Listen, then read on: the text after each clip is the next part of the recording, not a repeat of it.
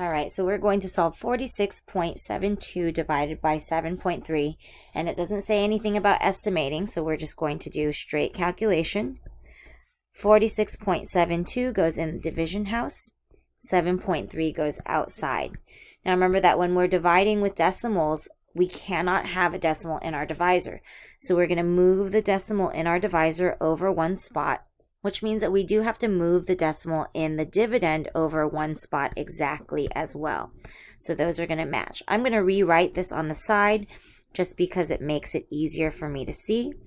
This is now 467.2 divided by 73. And I'm going to bring that decimal up right away, right on top of where the other one is.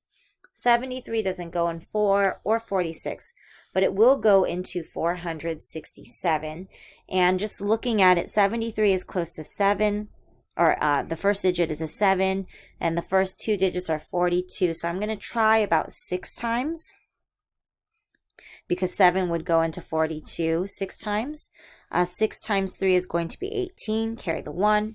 7 times 6 is 42, plus the 1 is 43. I'm going to subtract.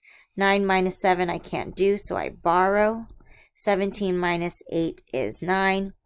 5 minus 3 is 2. 4 minus 4 is 0. This number, 29, is smaller than my divisor, so I'll bring down my next digit, which is a 9, or a 2, sorry. I have 292 divided by 73, and I'm going to go with 4 for that one. 4 times 3 is going to be 12, carry the 1. 4 times 7 is 28, plus the 1 is 29, so that is exact, 6.4.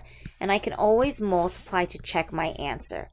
If I multiply to check, I do go back to the original numbers though, 7.3. I'm going to multiply that by, it's not writing, 6.4. All right, I think I fixed it, 6.4. That's kind of there. 3 times 4 is 12, carry the 1. 7 times 4 is 28, plus the 1 is 29. Moving on to a placeholder 0. 6 times 3 is 18, carry the 1. 7 times 6 is 42, plus the 1 is 43. When I add 7, 1, I have 4672. I had 2 numbers behind the decimal, so I have 2 numbers behind the decimal, and this does match my original number. So 6.4 is my answer.